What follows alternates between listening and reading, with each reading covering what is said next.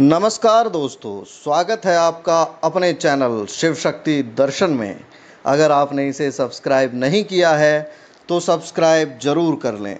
मित्रों, आज मैं आपको एक ऐसी विशेष जानकारी देने जा रहा हूँ जो बहुत ही अकल्पनीय है।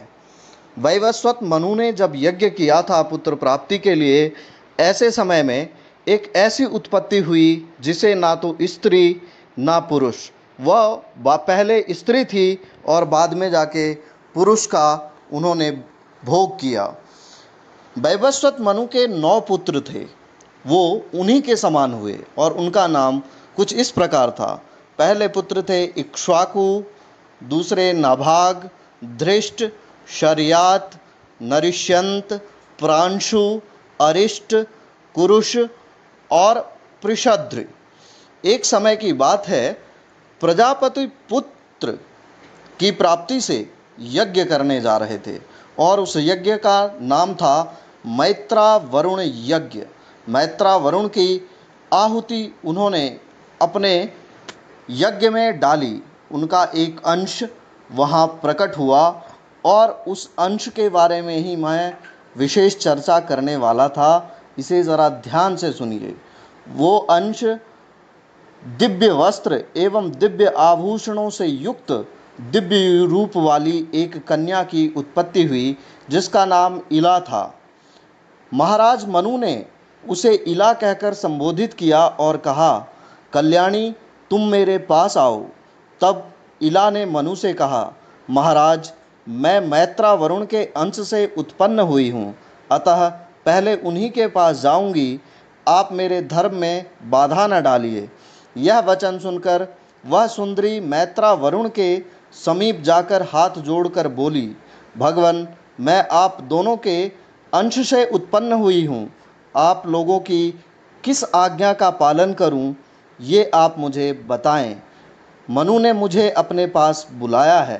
मैत्रावरुण बोले, सुंदरी, तुम्हारे इस धर्म, विनय और इंद्रिय संयम और सत्य से हम लोग प्रसन्न हैं। महाभागे, तुम हम दोनों की कन्या के रूप में प्रसिद्ध होगी तथा तुम ही मनु के वंश का विस्तार करने वाला पुत्र हो जाओगी। उस समय तीनों लोकों में सुद्युम्न के नाम से तुम्हारी ख्याति होगी। यह सुनकर वह पिता के समान मैत्रावरुण को प्रणाम करके लौट पड़ी। मार्ग में उसकी बुद्ध से भेंट हुई। बुद्ध उससे सम्मोहित होकर उसे अपने साथ क्रीड़ा करने के लिए उत्सुक हो गए।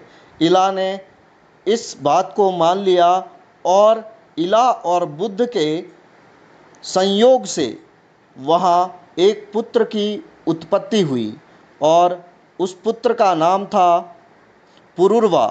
पुरुरवा को जन्म देने के पश्चात इला पुरुष वेश में आ गई और सुद्युम्न के स्वरूप को परिणित हो गई।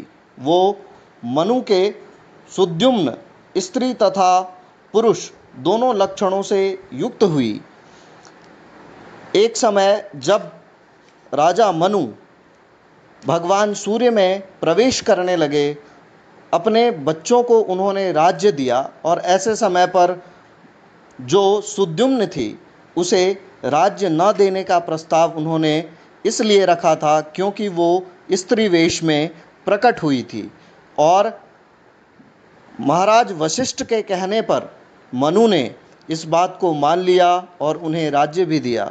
मित्रों, अगर आपको ये जानकारियाँ अच्छी लगी हों तो चैनल को सब्सक्राइब, वीडियो को लाइक और जितना शेयर कर पाएँ उतना ज़रूर करें।